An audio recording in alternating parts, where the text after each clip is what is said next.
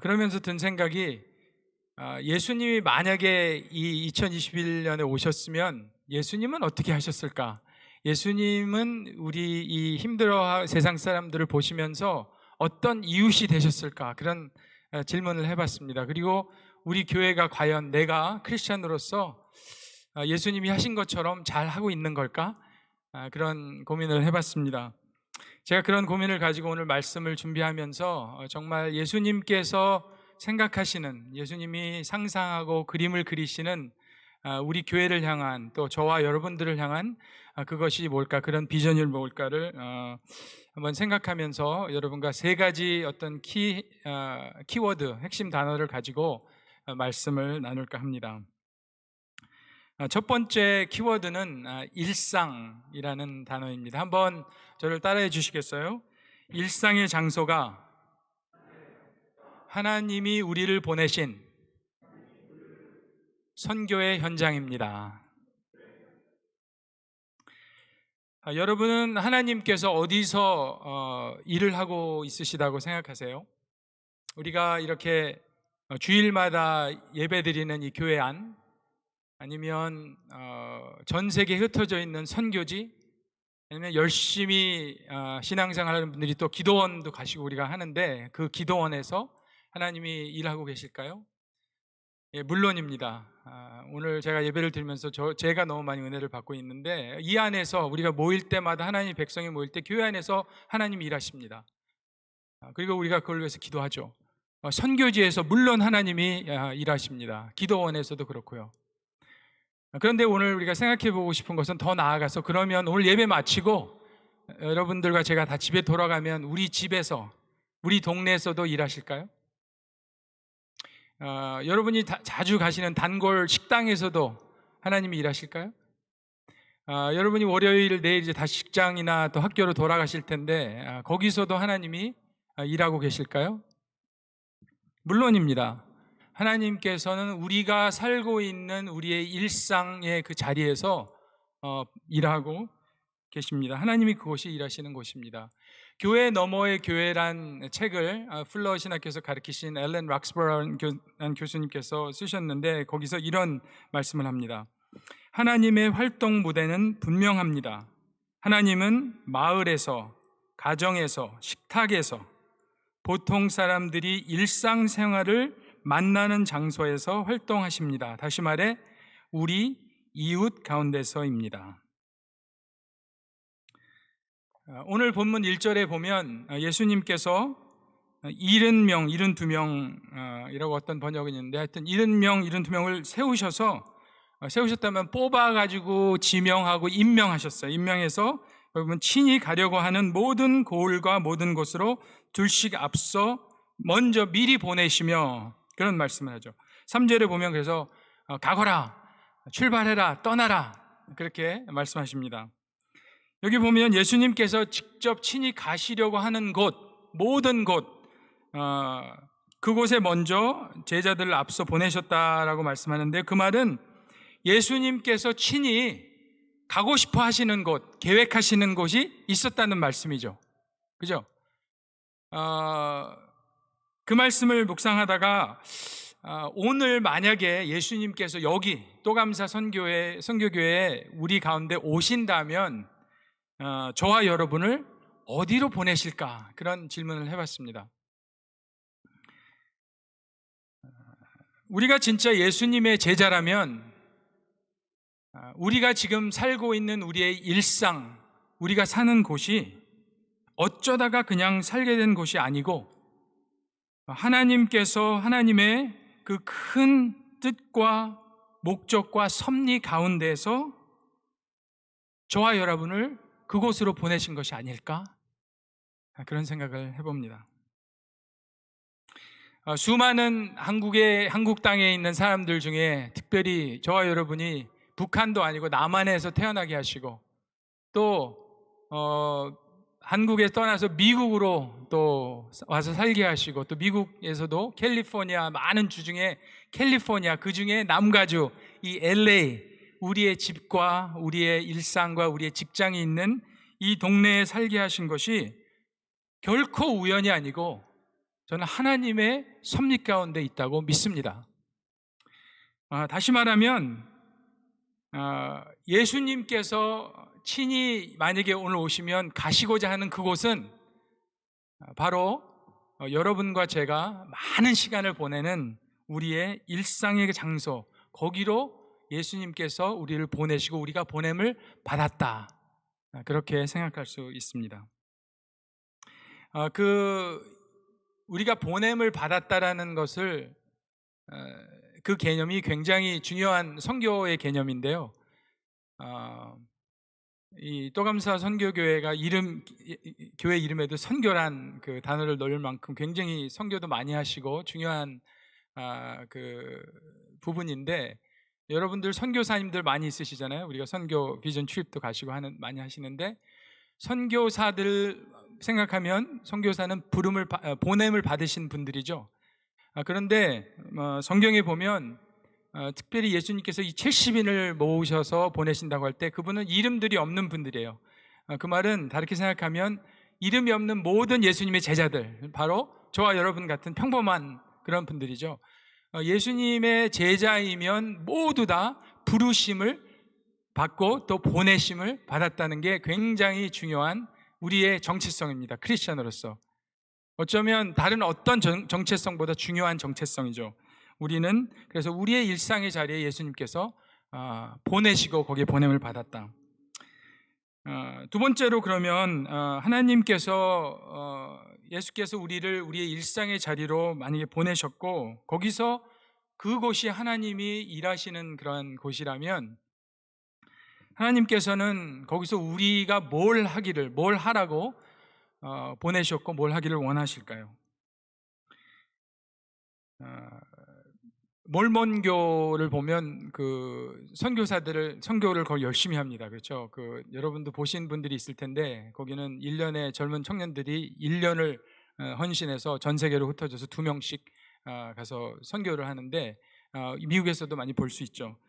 그렇게 몰몬교에서 2명씩 보내서 집집마다 돌아다니면서 그렇게 포교 활동을 하라고 하시는 걸까요?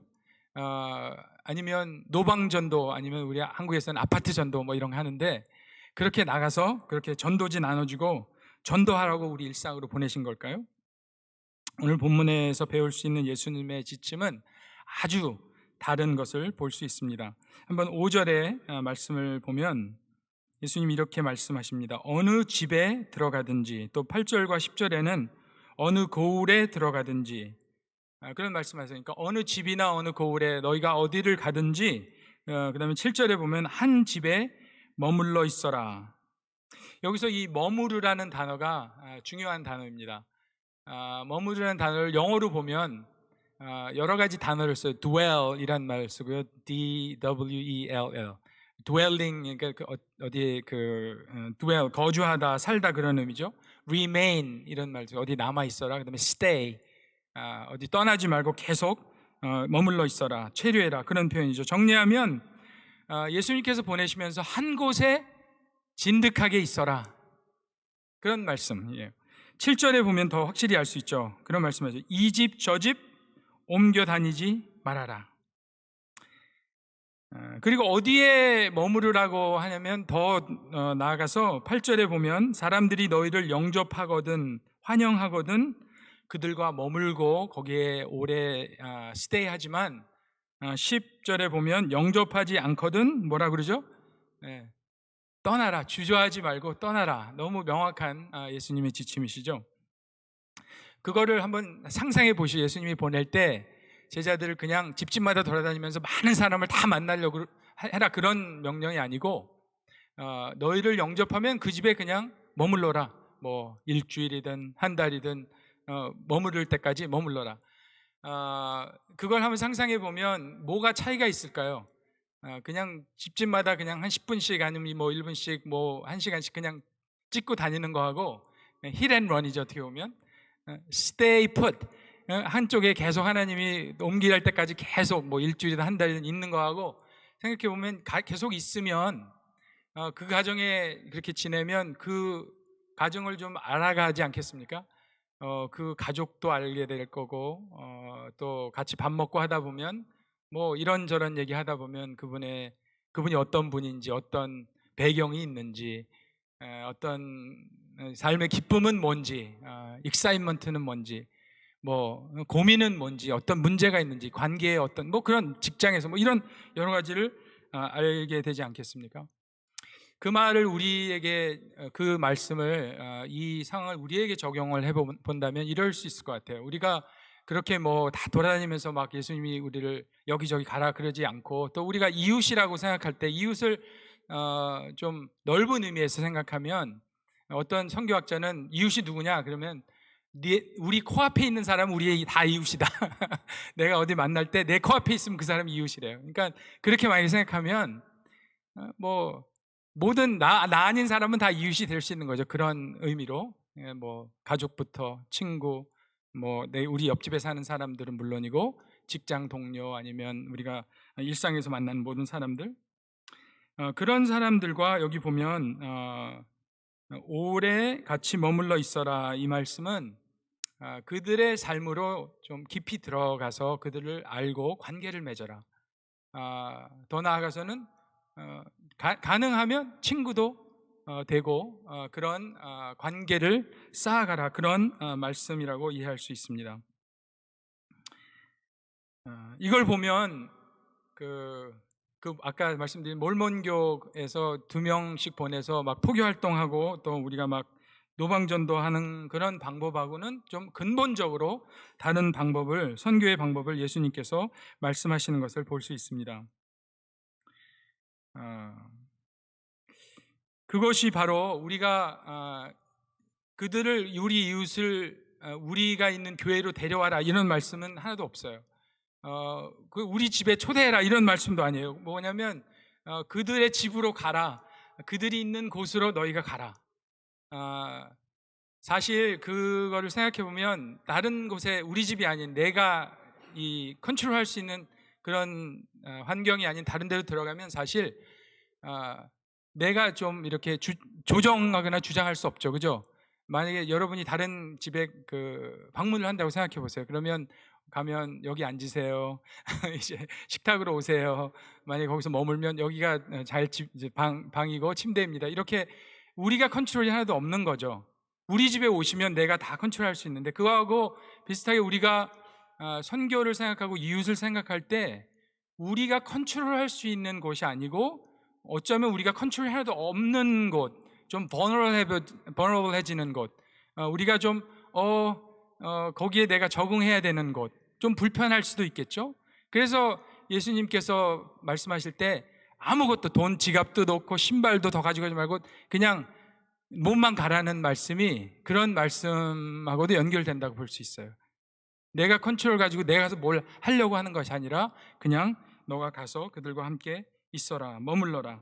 그게 바로 예수님의 굉장히 중요한 선교의 방식이라고 생각할 수 있습니다. 그래서 두 번째 키워드는, 그렇게 생각할 때 저는 성육신이라는 키워드를 한번 뽑아봤습니다. 다시 한번 따라해 주시겠어요? 예수님이 보여주신 선교의 모델은 성육신 사역입니다.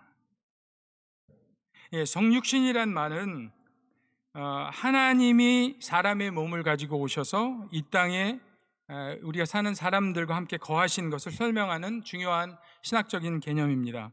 이 개념을 가장 잘 설명해 주는 말씀이 요한복음 1장 14절인데요. 거기 보면 그 말씀이 육신이 되어 우리 가운데 사셨다. 영어 성경으로 보면 조금 더 그 뜻이 좀 명확해지는 것 같아요. NIV에서는 The Word became flesh and made his dwelling among us. dwelling이라는 말이 여기 또 나오죠. 예수님이 거하셨다는 거죠. 그 다음에 메시지에 보면 The Word became flesh and blood and moved into the neighborhood. 더 구체적이죠. Move into the neighborhood. 우리의 neighborhood로, 우리의 동네로 하나님께서 오셨다. 여기서 주목하고 싶은 두 가지 포인트는, 첫 번째는 God became flesh. 하나님이 우리의 사람의 몸으로 하늘에서 이 땅으로 그 먼 거리를 트래블 하셔서 그 간격을 좁히셔서 우리 가까이 오셨다라고 하는 포인트고요. 두 번째는 May dwelling among us. among이라는 단어입니다. among은 우리 가운데, 우리가 사는 그 곳으로, 거기서 오셔서 우리와 함께 먹고 마시고 사셨다, 거하셨다는 그런 의미죠. 예수님이 왜 그런 지침을 하는지 7절과 8절을 보면 더 확실히 알 수 있는데요. 거기에 7절에 이르죠. 거기에 주는 것을 먹고 마셔라.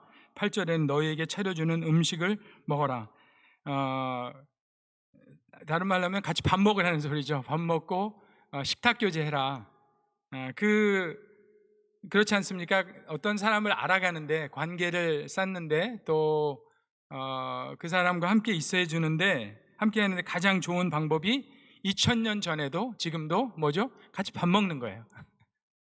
식탁 교제를 하면 우리가 가장 가까이 있을 수 있는 근접한 거리에서 서로 같이 음식도 나누고 또 자연스럽게 서로를 알아갈 수 있죠. 이 얘기 저 얘기 하면서 예수님께서 그리시는 그림은 우리가 우리의 일상에서 만나는 그 모든 이웃들과 그렇게 그들과 삶을 나누고 그들의 삶 속으로 여는 대로 환영하는 만큼 같이 깊숙이 들어가서 그들과 좋은 관계를 가져라. 다른 말로 하면 좋은 이웃이 되라. 그렇게 생각할 수 있어요. 그러면 이렇게 질문하실 수 있을까요? 그러면 목사님, 그러면 좋은 이웃 되라고 좋은 관계 가지면 그러면 다 됩니까? 너무 중요해요. 그런데 거기서 하나 더 나아가야 됩니다. 하나 더는 여기서 가장 중요한 부분인데요. 세 번째 키워드는 제가 동참이라는 단어를 골라봤습니다. 한 번만 더 따라해 주시겠어요? 선교적인 삶은 하나님의 일에 동참하는 것입니다. 제가 여기서 강조하고 싶은 거는 하나님의 일이라는 거예요. 하나님의 일, 내 일이 아니고 교회의 일이 아니고 하나님의 일, 하나님의 일에 동참하는 삶. 하나님께서는 창조부터 지금까지 쉬지 않고 일을 하고 계십니다. 그렇게 믿으시죠? 하나님은 세상에서, 교회 안에서, 이 온 우주에서 하나님은 일하고 계세요. 그런데 그 하나님의 일을 생각할 때 그러면 구체적으로 하나님의 일이 뭘까요? 여러분 어떻게 생각해요? 하나님의 일 하면 하나님이 뭘 하고 계시나요? 오늘 본문에서 살펴보면 5절에 이렇게 말씀합니다. 예수님이 어느 집에 들어가든지 먼저 이 집에 평화가 있기를 빕니다 하고 말해라. 여기서 말하는 평화는 샬롬이라는 개념입니다. 많이 들어보셨죠? 샬롬. 그 샬롬은 한마디로 하면 이 세상의 모든 깨어진 것들이 제자리로 돌아가서 완전한 하모니를 이루는, 본래 하나님께서 창조하신 가장 아름답고 흠이 없고 뒤틀리지 않고 정말 그 완전한, 온전한 상태를 샬롬이라고 합니다.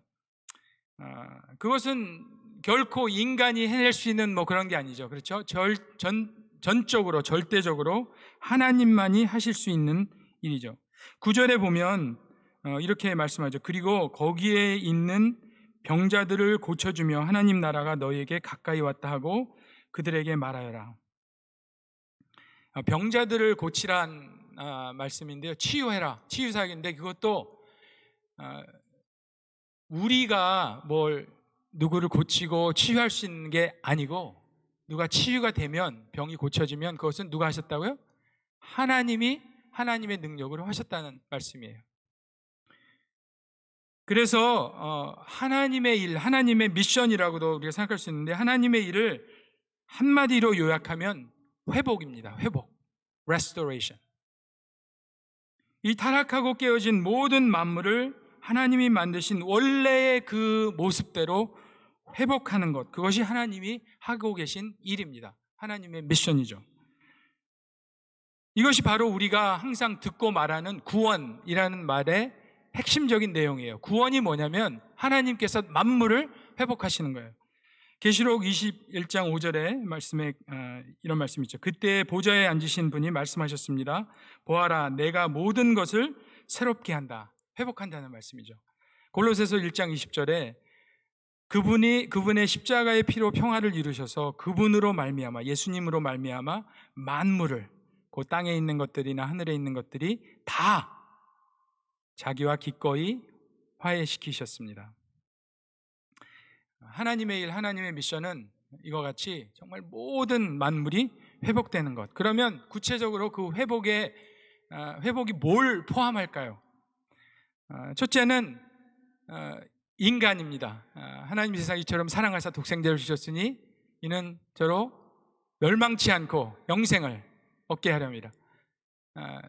구원받는 거예요. 인간이 죄에서 구원을 받는 건데, 그것을 더 의미를 생각해 보면, 이 하나님께서 우리 인간을 맨 처음 지으셨을 때, 창조하셨을 때, 창세기 1장, 2장, 3장에 보면 뭐라고 그러셨죠? 이 창조를 하신 다음에 자연은 다 좋았더라 그러셨는데, 아담과 하와를 만들고는 뭐라고 그러셨죠? 심히 좋았더라. Very good. 너무나 영광스럽게, 너무나 멋있게 좋은 거죠. 그 하나님이 만드신 그 인간다운 모습, 그 상태로 회복시키시는 것, 그것은 우리의 모든 인간 관계를 포함합니다. 중요한 부분이죠. 하나님과 인간과의 관계, 인간과 다른 인간과의 관계, 인간과 자연과의 관계, 또 인간과 그 속사람의 관계, 이 모든 관계가 회복된다. 그것이 구원을 받는다는 말씀이에요. 더 나아가서 하나님의 미션은 인간의 회복뿐 아니라 파괴된 자연과 환경, 정치, 사회, 경제, 문화 등 모든 이 세상의 영역들이 다 하나님의 정의와 평화로 회복된 세상, 하나님의 공의와 정의가 강같이 흐르는 세상, 계시록에 있는 것처럼 더 이상 우리의 눈에 눈물이 없고 고통이 없고 괴로움이 없는 그 천국 같은 세상으로 회복하시는 것이 하나님의 미션이라는 말씀이죠. 그것을 다 포함한다는 말씀입니다. 하나님께서 창조부터 지금까지 그런 회복의 구원의 사역을 하고 계신데, 문제는 우리가 그 하나님이 하시는 사역을, 하나님의 일을 인식하지 못하거나 잘 볼 수 없다는 것이에요. 하나님께서는 그 일을 우리의 일상에서, 우리의 일상의 장소에서 하고 계신다. 한번 그렇게 생각해 보세요. 일상에서 내가 매일 만나는 사람들 가운데 하나님께서는 그 우리 가족이 모일 때, 내가 친구들을 만날 때, 내가 동네를 걸어 다닐 때, 운전하고 다닐 때, 하나님은 그 가운데서, 일상의 장소에서 하나님이 일을 하고 계신다.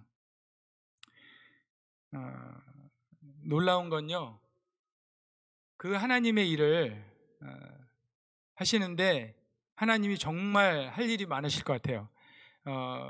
우리가 예수 믿었다고 다 회복됐습니까? 그렇지 않잖아요. 저를 생각해도 아직 회복될 게 많아요. 제 과거에 상처받은 거, 내가 가지고 있는 불안함, 또 두려움, 관계 가운데 있는 또 회복돼야 될 부분들, 우리가 크리스찬이 된 다음에도 하나님께서 계속 일을 하고 계세요. 우리 가운데, 그죠? 회복하신. 그런데 우리 사회와 우리 이 세상을 보실 때 얼마나 할 일이 많으세요. 그리고 그 할 일을 하나님이 전능하시니까요, 창조하신 분이 원하시면 그냥 한 방에 끝내시지 않겠어요? 충분히 그러실 수 있잖아요. 그냥 끝나라. 그러실 수 있어요. 하나님께서는 하나님의 미션을 혼자서 다 하시고도 남는데, 저와 여러분, 우리 같이 연약하고 불완전하고 부족한 우리를 그 하나님의 그 일에, 회복의 영광스러운 구원의 일에 초청하시고 우리를 부르시고 우리를 동참하실 수 있는 기회를 주셨다는 겁니다. 할렐루야. 별로 그렇게 감흥이 안 오시나 봐요. 할렐루야. 예, 너무나 영광스러운 일이에요, 여러분. 그 얼마나 큰 특권이고 영광입니까? 그래서 우리 교회가, 또 우리 크리스찬이, 성도가 할 일은 한마디로 하나님이 이미 우리를 보내셔서 그곳에서 하고 계신 그 일을 발견하는 거예요. 찾고 그것을 분별하고 그 일에 동참하는 것, 그 일에 참여하는 것. 영어로는 join in, 그런 말 쓰죠. joining이란 말. join하는 거예요. 하나님이 이미 하시고 계신 일에 우리가 participate, 참여하고 join in하고 동참하는 것이 바로 선교적인 삶을 사는 핵심이다. 선교적인 교회가 더욱 되려면 하나님이 하시는 그 일을 우리가 집중하고 주목해서 그 일에 찾아서 동참하는 것, 그러면 가장 이 세상에서 선교적인 교회가 될 수 있다는 말씀입니다. 제가 교단에서 지난 10년간 사역을 하면서 정말 이 북미 지역을 많이 다녔습니다. 미국과 캐나다를 다니면서 교회들을 개척하고 또 개척자들을 찾고 지원하고 훈련하고 하는 일들을 하면서 정말 많은 분들을 만났어요. 신실한 사역자들도 많이 만나고 좋은 교회들도 많이 만났는데 이 우리 또감사 선교교회처럼 더 좋은 교회가 있어서 그 교회를 한번 소개하고 싶습니다. 필라델피아에 있는 Spirit and Truth Fellowship CRC라는 교회인데요. 그 교회는 매니 오티스라는 히스패닉계 목사님, 교수님이셨는데 그분과 또 백인인 수 베이커리라는 그 여성 그 평신도 사역자인데 그 두 분이 그 가족들과 함께 개척한 교회입니다. 필라델피아의 북쪽에가 가장 가난한 지역인데요. 거기 빈민가인데 거기에서 살면서 그분들이 가서 살아보니까 아까 제가 말씀드린 거기 거기에 거주해서 오랫동안 그 이웃들 삶으로 들어가 보니까 가장 이렇게 보인 게 하나님 보여주신 게 아이들이 고등학교 졸업도 못하고 막 갱단 들어가고 막 그런 게 보이더래요. 그래서 그 아이들을 모아서 방과후 그런 그 프로그램을 만들었답니다. 근데 그 아이들이 점점 더 많이 모이니까 또 유스그룹을 만들어서 그 가족들을 만나다 보니까 또 부모님도 알게 되고 가족이 다 예수 믿고 이러니까 주일날 예배를 가정에서 드리다가 자연스럽게 교회가 개척됐다고 합니다. 제가 이 교회를 생각할 때 아주 특별하게 생각하는 부분은 그 한 교회만 그 지역에 그냥 열심히 교회 행사하고 교회 예배 드리고 교회 그 교제하고 한 게 아니라 그분들이 그 지역에 사는 그 이웃들에게 그 지역으로 아주 깊이 들어갔어요. 들어가서 그곳에서 오늘 본문에서 우리가 함께 살펴본 대로 정말 치유가 있고 회복이 있고 구원이 막 하나님의 구원 사역이 일어나는 그런 하나님 나라가 정말 거기에 막 임하는 것 같은 그런 모델을 보여준 교회가 이 교회 중에 하나가 이 교회라고 생각합니다. 구체적으로 20년 동안 그 교회가 8개 교회를 개척했어요. 그 지역에. 정말 그 어려운 그 곳곳마다 개척하고 또 자전거 정비소, 바이크 샵도 시작하고 또 어려운 소외된 아이들을 위해서 학교도 만들고 그래서 크리스천 프라이빗 스쿨도 만들고 또 무료로 법무 사무소도 열고 클리닉도 열고 아트 클래스도 아트 스쿨도 열고 메디컬 센터까지 큰 센터가 바로 교회 옆에 세우는 일까지 생겼습니다. 가장 최근에는 직업 고등학교를 열어서 정말 희망이 없는 그 젊은 아이들에게 직업을 가질 수 있는 그런 길을 열어주고 있습니다.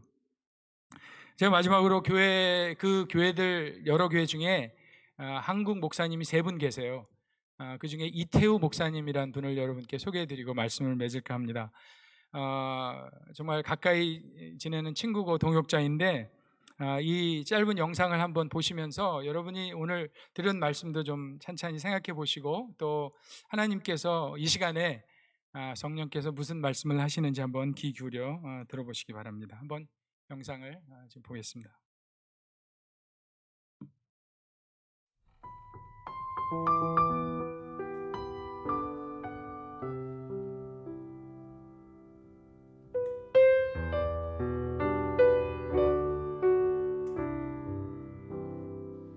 2003년 저는 가난한 이들의 이웃이 되어서 그들을 섬기라는 구체적인 부르심을 받고 필라델피아 북부에 있는 흑인 빈민가로 이사해서 지금까지 살고 있습니다. 아마 이 사진 한 장을 보시면 여러분들은 제가 사는 동네가 어떤 동네인지 바로 감을 잡을 수 있을 겁니다. 제가 사는 곳은 노스 필리, 좀 더 구체적으로 말하면 노스 센트럴이라는 동네입니다. 저희 동네는 전형적인 흑인 빈민가입니다.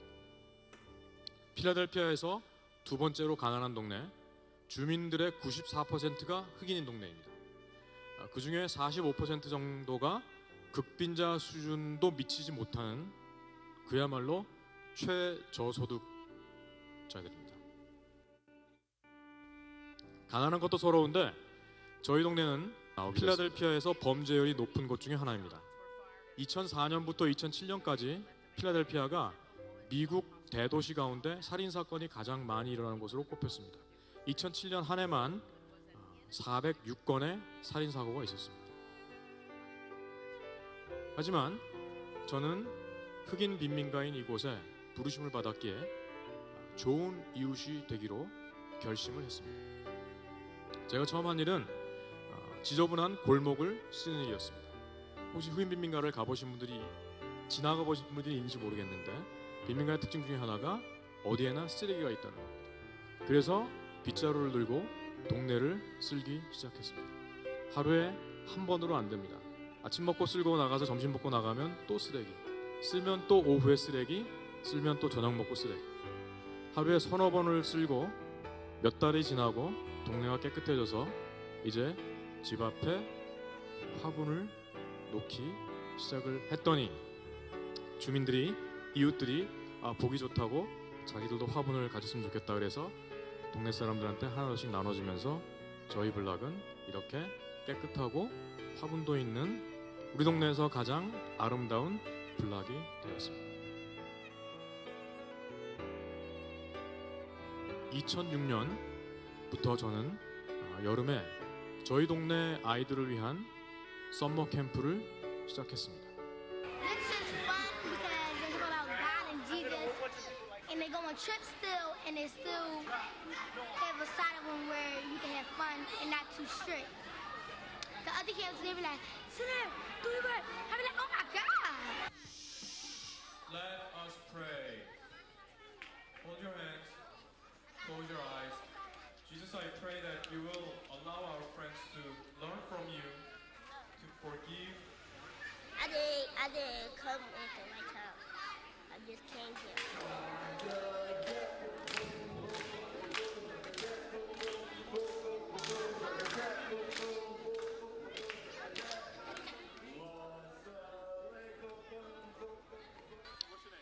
영상에 보면 아이들의 표정이 너무나 밝고 즐겁지만 사실은 이 아이들은 여러분이 상상하기 어려운 역경 가운데서 자라나는 그야말로 잡초와 같은 아이들입니다. 가난하고 피부색이 다르고 그리고 빈민가라는 사실은 보이지 않는 창살에 갇혀 사는 전형적인 빈민들입니다. 그런데 저희가 여름부터 이렇게 캠프를 하면서 아이들이 변하기 시작했습니다. 꿈이 없던 아이들이 꿈을 갖게 되었고 그리고 예수님을 모르던 아이들이 예수님이 기도하면 비도 멈춰준다는 정말 기적의 하나님임을 이해하게 되었습니다. 그래서 2006년부터 지금까지 계속해온 캠프는 아이들뿐만 아니라 온 동네 사람들이 1년 내내 기다리는 동네 축제가 되었습니다. 그 이유는 아이들이 즐겁게 뛰놀고 노는 가운데 하나님의 나라가 임한다는 것을 동네 사람들이 이제 이해하기 때문입니다. 그때부터 지금까지 제게 복음을 이해하는데 중요한 틀을 제공한 말씀이 누가복음 4장입니다. 주의 성령이 내게 임하셨으니 이는 가난한 자에게 복음을 전하게 하시려고 내게 기름을 부으시고 나를 보내사 포로된 자에게 자유를 눈먼 자에게 다시 보게 함을 전파하며 눌린 자를 자유롭게 하고 주의 은혜의 해를 전파하려 하십니다. 죄악으로 무너진 세상에 샬롬을 회복하러 오신 주님은 주변인들의 삶에 샬롬이 임하는 것이 곧 구원이라고 말씀하십니다. 그 이유는 사실 너무나 간단합니다. 소외된 이들에게 샬롬이 회복되는 공동체는 모든 이들에게 행복할 권리가 보장되는 곳이기 때문입니다. 이 땅은 잠시 지나치는 곳이기에 제가 어떤 동네에 사는지 어떤 집에 새들어 사는지 그리 중요하지 않습니다. 소유에 대해서는 나그네처럼 살지만 하루하루의 삶은 부르심을 받은 사람으로 제가 있는 곳에 하나님의 나라를 이루기 위하여 최선을 다합니다.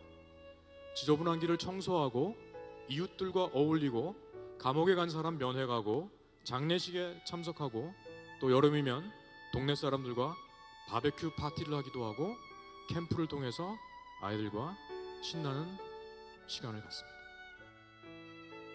우리의 가치관이 나그네의 가치관으로 변하지 않으면 나사렛 예수의 복음을 온전히 이해할 수 없기 때문입니다.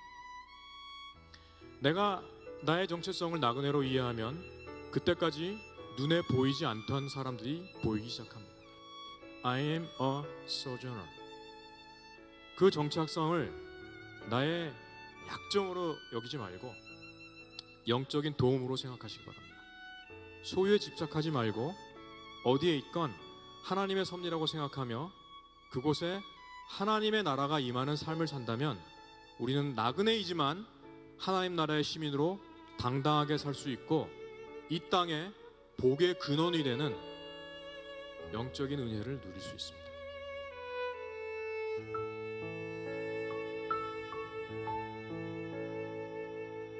할렐루야. 네. 하나님께 영광의 박수를 드립니다.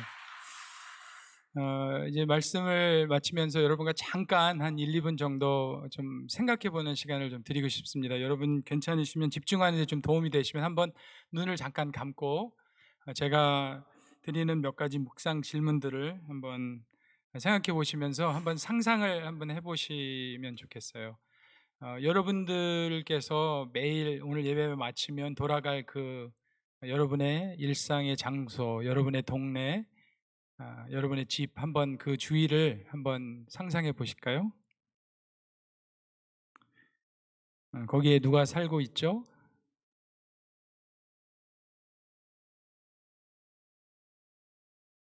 혹시 그분들 중에 여러분과 벌써 친해지고 또 가까이서 밥도 먹고 하는 잘 알고 지내는 그런 이웃들이 있습니까? 한번 그분들의 얼굴을 한번 떠올려 보시죠.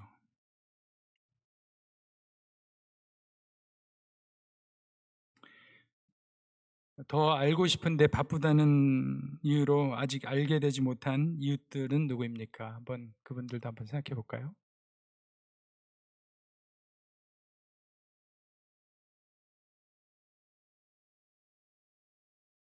혹시 그분들 중에 아니면 그곳에 하나님의 회복, 하나님의 치유와 하나님의 역사가 하나님의 일이 필요한 사람이 있나요?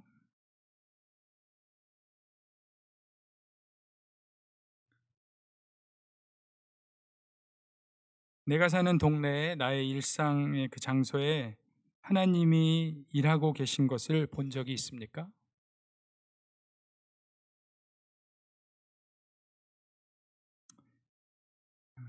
내가 사는 동네에서 나의 일상의 자리에서 하나님의 일에, 하나님의 그 회복과 구원의 일에 동참한다면 그것은 어떤 모습일까요?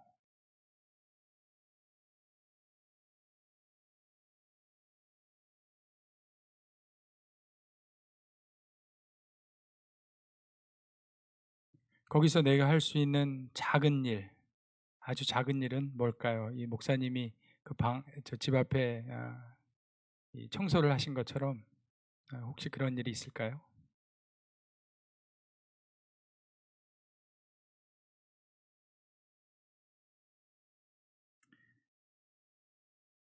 예, 이제 눈을 뜨시죠.